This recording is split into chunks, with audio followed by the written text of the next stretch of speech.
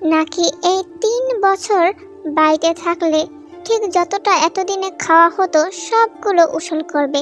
প্রশ্নগুলো তের মনে মনে উকসুক করছে, হাত দুটো কাঁপছে। কিন্তু তের ভাবনাটা মুহূর্তে মিথ্যা প্রমাণিত করে দেয় জাংকুকের নিশ্চুপতা।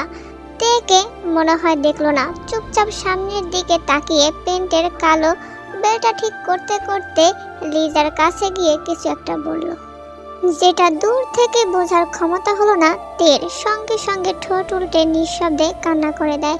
সে তো ভেবেছিল হয়তো ব্যস্ততার কারণে তার সাথে কথা বলছে না, কিন্তু এখন তো মনে হচ্ছে ইচ্ছে করে অ্যাভয়েড করছে। কথাটা ভাবতেই আরো বেশি কষ্ট অনুভব হয় বুকের পাশটায়। জায়গায় দাঁড়িয়ে জাংকুকের যাওয়ার দিকে তাকিয়ে থাকে। তে এতক্ষণ লিজার কথা তো ভুলেই গিয়েছিল, তাই খেয়াল করেনি লিজার অবস্থাটা। সূর্য তার আলোক রোশনি কেড়ে নিয়ে অন্ধকারে পরিণত করেছে পৃথিবীকে। একটু চাঁদের আলো প্রকাশ পেয়েছে আকাশ জুড়ে, কিছু তারাও যেন ধরা পড়ছে, পরক্ষণে আবার উবে যাচ্ছে। এই শীতল মৃদু আবহাওয়াটা দিয়েই জাংকুক বাড়িতে ঢুকে। পেটের ক্ষত জায়গাটায় ভীষণ ব্যথা করছিল, তাই ফিরে এসেছে। অবশ্য সবগুলো ফাইল এখনো চেক করা শেষ হয়নি, কাল চেক করা যাবে। ধীর পায়ে ড্রয়িং রুমে এসে উপরে যেতে যেতেই আর চোখে রুমটা একবার পরখ করে নিয়ে কপাল কুঁচকায়। সবাই আড্ডা দিচ্ছে, সা ইউনো, রোজি, জেনি এবং সোবিন, এমনকি আরএমও সবাই মিলে বসে আছে। কিন্তু এখানে হয়তো শুধু আড্ডা নয়, একটু খেলতামাশাও হচ্ছে, কারণ ছোট একটা বালির সাথে একে একে সবাই হাতে নিচ্ছে। এদের অবস্থা দেখে জাংকুকের বুঝতে বাকি নেই সবাই যে কিছু একটা গেমস খেলছে। কপাল কুঁচকে আবারও তাকায়, কিন্তু কিছু একটা খুঁজে চলছে। পর মুহূর্তে আবার জলদি করে উপরে উঠে হাত থেকে ফোনটা নিয়ে কিছু একটার ভিডিও প্লে করলো। এটা দেখতে দেখতে নিজের রুমের কাছে গিয়ে ভিতরে না ঢুকেই ভুরু জোড়া কুঁচকে চোখ দুটোতে বিরক্তিতা নিয়ে বলে উঠল, সাহস হয় কিভাবে ওর। তারপর রুমের ভেতরে ঢুকে কোটটা খুলে বিছানায় ছুঁড়ে মারে। তে চোখ বন্ধ রেখেই বিরক্তিটা নিয়ে মুখের উপর থেকে কাপড়টা সরিয়ে কম্বলটা আরেকটু টেনে নেয় নিজের উপর। জাংকুক নিজে নিজে ফুঁসতে ফুঁসতে মনে মনে বলতে শুরু করে, এই মেয়ে আমার রুমে কি করছে? কে অনুমতি দিয়েছে এটাকে? আমি বলেছি আসতে আমার রুমে? লাগবে না আমার এমন বউ, যা ইচ্ছা করে বেড়াবে, আমি কিছু বলতেও পারবো না। বারবার পালিয়ে বেড়াবে, আমার থেকে দূরে যেতে চাইবে, এমন বউ আমি চাইনি। পরপুরুষের কাছে গিয়ে হেল্প চাইবে, এমন বউ লাগবে না আমার। 3টা বছর দূরে থাকার পরেও পালাতে চায়, এত সাহস কে দিয়েছে ওকে? তে সন্ধ্যাবেলা মন খারাপ করেই বসেছিল, কতবার কল দিতে চেয়েছে কিন্তু সাহস হয়নি। সবাই যখন গেমটা শুরু করে তে খেলবে না বলে উপরে এসে সোজা জাংকুকের রুমের কাছে চলে আসে। দরজা খোলা পেয়ে ঢুকে পড়ে উৎফুল্ল হয়ে। কতদিন হয়েছে এই রুমটা দেখা হয় না তার। আগের মতোই আছে রুমটা, আগের মতো গোছানো। ফ্রিজেও 2-4টা বিয়ারের বোতল ছাড়া আর কিছু নেই। ছাদের মতো বিশাল বারান্দাটাও একটু ঘুরেছিল, কিন্তু শীতল হাওয়া শরীরে পড়তেই কিছু সময় পর চোখে ঘুম চলে আসে। তাই এত কিছু না ভেবে বিছানায় নিজেকে এড়িয়ে দিল সন্ধ্যা রাতে। জাংকুক একটু সামনে গিয়ে তের শরীরের উপর থেকে কম্বলটা সরিয়ে দিয়ে ডান হাতটা ধরে ঘুমের মধ্যে একটানে বসিয়ে ধমক দিয়ে বলতে লাগলো, আমার রুমে আসার অনুমতি কে দিয়েছে তোকে? এক্ষুনি বের হয়ে যা। তের কোনো হদিশ হলো না আসলে কি হচ্ছে, বোঝার মতো টাইম তো পেল না। কাঁচা ঘুম ভাঙলে কি আর কারো দিশা থাকে কোথায় আছে কি করছে? তেরও সেম অবস্থা। জাংকুক এবার 2 বাহু ধরে বাচ্চাদের মতো করে 2 হাতে তুলে নিচে দাঁড় করিয়ে দিল। তের এতক্ষণে বুঝ শক্তি আসলো। সামনে জাংকুককে দেখি ভয়ে 2 পা পিছিয়ে গিয়ে কিছু বলতে চাইল, কিন্তু জাংকুক তেকে কিছু বলতে না দিয়ে তের দিকে হিংস্র দৃষ্টি ফেলে। একদম একটা কথাও মুখ দিয়ে বলার চেষ্টা করবি না, যেভাবে এসেছিস সেভাবে বের হয়ে যা। আমার রুমে যেন আর কখনো না আসতে দেখি, নয়তো খুব খারাপ হয়ে যাবে। নিশ্চয়ই আমার দেওয়া শাস্তির কথা ভুলে যাসনি। তে জাংকুকের প্রতিটা ধমকে কেঁপে উঠছে। ভেবেছিল কথা বলে মিটিয়ে নেবে, কিন্তু এই লোকটা এমনভাবে রাগ দেখাবে কে জানতো। জাঙ্কুক আবারও উচ্চস্বরে ধমক দিয়ে বলল, বের হয়ে যা। কি বললাম শুনিসনি? তের শরীরে কাঁপুনিটা এবার প্রখরতা লাভ করে গুটি গুটি পায়ে বের হয়ে যাওয়ার জন্য সামনে এগোচ্ছে। জাঙ্কুকের এই ধীর অবস্থা মোটেও পছন্দ হচ্ছে না, তাই ডান হাতের বাহু চেপে ধরে 3 কদমে দরজার সামনে গিয়ে ঠাস মুখের উপর দরজা বন্ধ করে দেয়। জাঙ্কুক রিডি করতে করতে জায়গা থেকে এসে খাটের উপর বসে ব্যথা জায়গায় ডান হাতে রেখে উফ ব্যথা জাতীয় শব্দ উচ্চারণ করলো। তারপর শরীর থেকে শার্টটা খুলে কোন দিকে ছুঁড়ে মারলো তার জানা নেই। খাট থেকে উঠে গিয়ে ওয়াশরুমে ঢুকে শাওয়ার ছেড়ে দাঁড়িয়ে রইল, চোখ বন্ধ করে। মাথা তীব্র গরম হয়ে আছে। আচ্ছা, এটা কি রাগের কারণে নাকি অন্য কোনো কারণে? জাঙ্কুকের জানা নেই, তবে ওই মেয়ের সাথে ওর বোঝাপড়া নেই এটা ভেবে নিয়েছে। রাতের বেলা দরজায় খটখট আওয়াজ শুনে জাঙ্কুকের ঘুম ভেঙে যায়। বিরক্তিটা নিয়ে উঠে বসে ফোনের স্ক্রিনে টাইম দেখলো, 2:18 বাজে। এই সময় কে আসবে আশ্চর্য তো, কিন্তু খাট থেকে নেমে দরজা খোলার আগেই বিষয়টা পরিষ্কার হয়ে গেল। নিশ্চিত তে এসেছে, তাছাড়া কে আসবে? এই মেয়ে দেখছি এখনো ঘুমায়নি। শরীর কতটা দুর্বল এই মেয়ে জানে, কতটা রক্ত বের হয়েছিল তার হাত থেকে। ওই মেয়ের খবর আছে। মাথায় কি কখনো বুদ্ধি হবে না নাকি? খুলব না দরজা, এভাবেই থাকুক, এটা ওর প্রাপ্ত। কথাটা ভেবেই জাঙ্কুক আবার নিজের জায়গায় শুয়ে পড়ল। তাছাড়া এই মেয়ের সাথে কিসের কথা বলবে জাঙ্কুক? শাস্তি পাওয়া উচিত।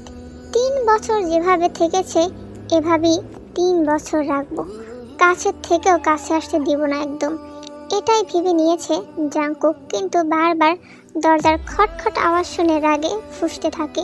কোনো রকম রাগ নিয়ন্ত্রণ করে পাশ ফিরে শুয়ে পড়ল।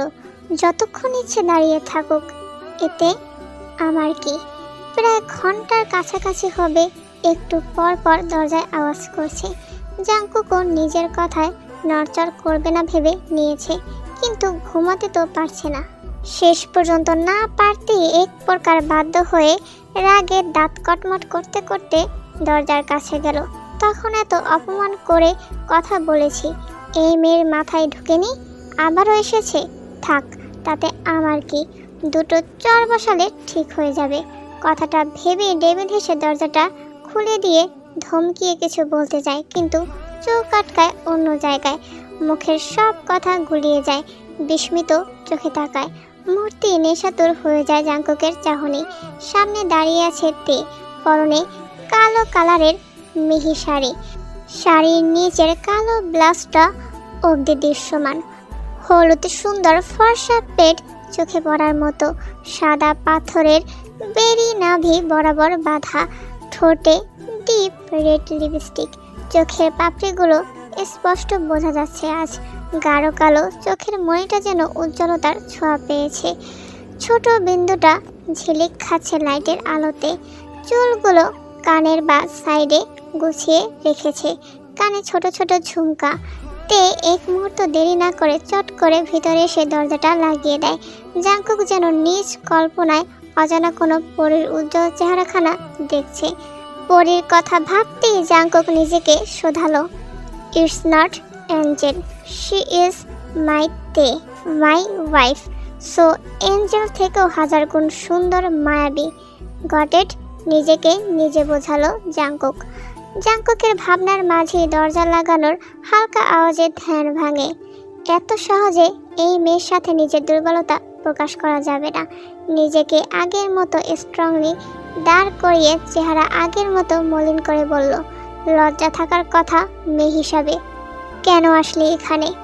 বলছিলাম না আমার রুমে আসার মতো সাহস দেখাবি না? মার খাওয়ার ইচ্ছে হয়েছে বুঝি? 10 সেকেন্ড সময় দিলাম, রুম ছাড়। জাঙ্কুক কথাটা বলি তের সামনে থেকে ধীর পায়ে হেঁটে ডোন্ট কেয়ার ভাব নিয়ে সামনের দিকে যেতে নেয়। তে সেই সুযোগটা জাঙ্কুককে না দিয়ে জাঙ্কুকের সামনে গিয়ে আচমকাই ঠোঁটে ঠোঁট বসিয়ে দেয়। জাঙ্কুক হতভম্ব হয়ে যায়। কয়েক সেকেন্ডের মাথায় নিজের অবস্থান বুঝে তের বাহু ধরে শক্ত হাতে সরিয়ে দিয়ে চাপা গলায় বলল, সাহস কি করে হয় তোর জিয়ং জাঙ্কুকের সাথে অসভ্যতামি করার? পেট পিট দেখিয়ে কবে থেকে চলাফেরা শুরু করে দিয়েছিস। সত্যি করে বলতো, বাড়িতে কোনো ছেলে মানুষ আছে নাকি? আর এত রাতে পর পুরুষের রুমে আসতে রুচিতে বাঁধলো না? তার উপর জঘন্য ব্যবহার করেছিস নাকি সহ্য হচ্ছিল না নিজেকে কন্ট্রোল করার? জাংকুকের প্রতিটা কথা তেয়ে শৈলে কাটার মতো বিদ্ধ হলো। এত জঘন্য শব্দ কিভাবে উনি করতে পারলেন? সঙ্গে সঙ্গে চোখে জল টলমল করতে লাগলো। কিন্তু এভাবে থেমে গেলে চলবে কি করে? উনি রাগ করবেন, এটাই তো স্বাভাবিক, তাই না? তবে কেন কথাগুলো আমার বুকে তীরের মতো বিদ্ধ হচ্ছে?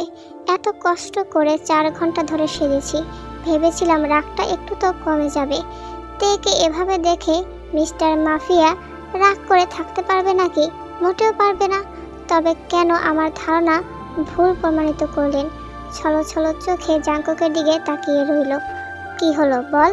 আর শোন, আগের কথা মাথা থেকে ফেলে দে, বুঝলি? যেদিন বাড়ি থেকে চলে গিয়েছিলি সেদিন থেকে রুচি থেকে উঠে গিয়েছিস। সো নেক্সট টাইম যেন এসব করতে না দেখি। আর এসব ড্রেস কোথা থেকে নিয়েছিস? কিছু না পরলেই তো ভালো হতো। কথাটা বলে জাংকুক তের উন্মুক্ত পেটে হাত বাড়িয়ে নাভি বরাবর বেড়িটা এক টানে ছিঁড়ে ফেলে। তে ব্যথায় শব্দ করে বলল, উফ, কি করছেন কি? না দেখার হলে দেখবেন না, এমন ছিঁড়ে ফেলার কি আছে? আওয়াজ নিচে একদম। নোংরা মানুষদের আমার রুমে আসা নিষেধ। তা এখনো পালাসনি কেন আবার? রাস্তা একদম ক্লিয়ার, চলে যা। ট্রাস্ট মি, আর খুঁজবো না, ফাইনাল। শক্ত গলায় দাঁতে দাঁত চেপে কথাগুলো বলে জাংকুক তের সামনে থেকে গিয়ে বিছানার পাশ থেকে শার্টটা নিয়ে দ্রুত পায়ে বারান্দায় চলে গেল। তে দাঁড়িয়ে 2 ফোঁটা চোখের জল ফেলে নিজেই মুছে নিয়ে বলল, যত যাই বলুন না কেন, আপনার রাগ কতক্ষণ থাকে আমিও দেখে নিব। কথাটা ভেবে তেও জাংকুকের পিছে বারান্দায় গেল। জাংকুক চেয়ারে বসে সিগারেটটা মাত্র হাতে নিল জ্বালানোর জন্য। প্রচণ্ড রাগ হলে জাংকুক সিগারেট হাতে নেয়। তে এসে জাংকুকের হাত থেকে সিগারেটটা নিয়ে ফেলে দিয়ে বলল, বলেছি না এটা আমার পছন্দ না, বোঝেন না কথা? আশ্চর্য তো, আপনিও দেখছি কম বোঝেন সব কিছু। জাংকুক চেয়ার থেকে উঠে দাঁড়িয়ে হাত মুষ্টিবদ্ধ করে বলল, হাউ ডেয়ার ইউ লিমিটের মধ্যে থাকতে, নয়তো আমাকে আগের রূপে ফেরাস না। তে জাংকুকের আরও কাছে আস্তে আস্তে বলল, আচ্ছা তাই, তাহলে তো আমাকে কথা শেষ না করে চুপ হয়ে যায় নিজেই। একদম কাছে এসে জাংকুকের শার্টের উপরের বোতামটা লাগাতে লাগাতে বলল, সত্যি কি চেঞ্জ হয়ে গিয়েছেন নাকি? কথা শেষ করার আগেই তেকে কাছ থেকে সরিয়ে দিয়ে ঠাস করে গালে চড় বসিয়ে দিল।